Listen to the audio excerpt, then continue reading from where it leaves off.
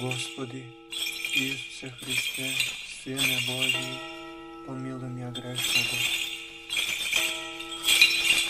Отца и Сина и Светиот Дух. Амин. Возлюбени во Христа Бога, браќи и сестри, денеска читав еден фрагмент од Евангелието напишано од Светиот апостол и евангелист Лука, чија содржина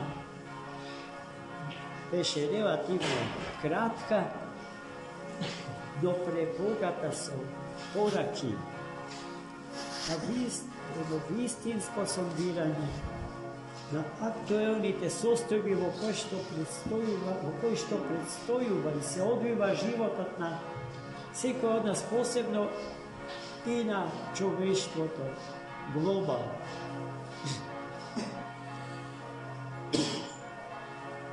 Еколошкото прашање, проблемот на храната, проблемот на облекувањето, загаден и затруен воздух, загадена и затруена земја, загадени и затруени води. Птиците умираат по небата, рибите во водите, и се друго што живее на земјата, вклучувајќи го и човек. Денеска во денешното евангелско четиво можам да кажам дека ја откриваме вистинската причина за тоа што се случува со човекот и со светот.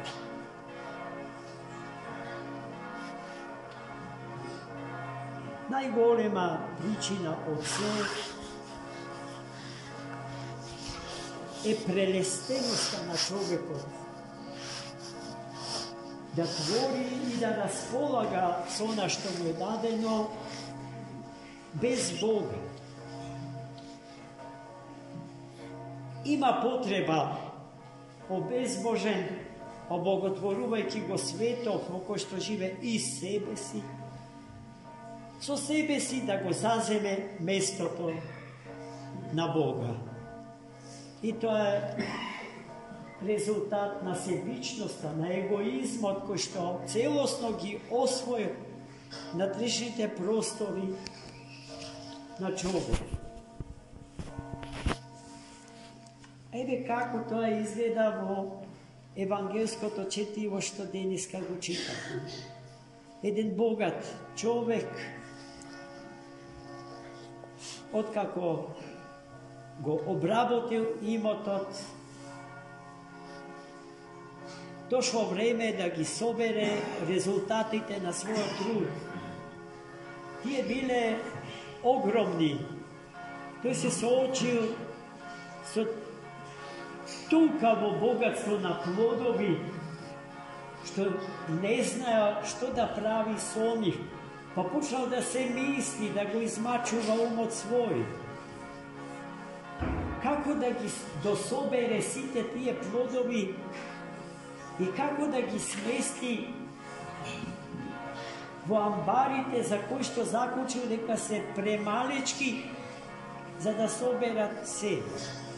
И тој смислил решение. Ке ги урне старите амбари и ке согради нови поголеми, во кој што ке натрупа се што собрал таа година за Бога поменлив. Бога го нема во неговата глава, тој воопшто не го спомнува, него ниту размислува, имајќи го него пред себе си, трагајќи по вистинско решение за тоа што му се случило.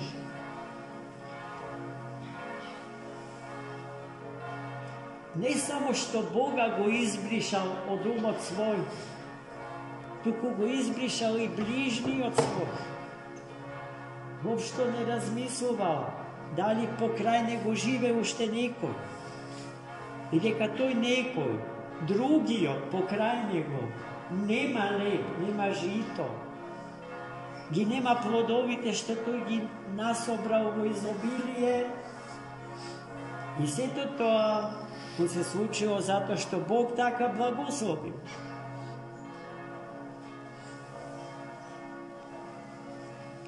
И кога решил да согради нови амбари и да се обезбеди со храна за неколку години однапред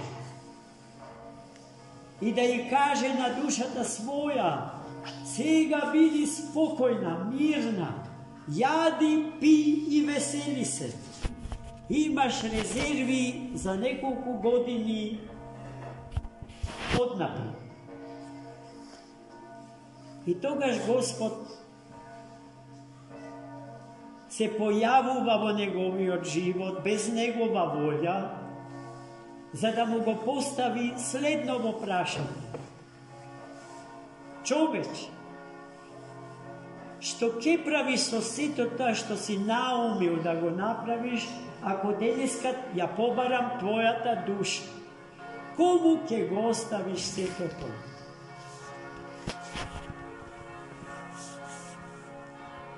Јас мислам дека сите ние се наоѓаме во ликот на тој човек. Кој помалку, кој повеќе, ама сите, колку би сакале некој да ни покаже грст евра и долари и да ни каже: овие се твои. Одма насмевка на нашето лице ќе се појави и душата наша ќе се изради.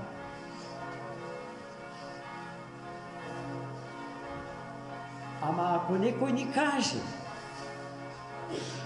човече, ти треба другиот да го сакаш како што себе си се сакаш, и во името на таа љубов, ако е потребно, и животот свој да го дадеш, а не житото, а не шекерот, а не парите, и што се не друго што чуваме во резерви дом.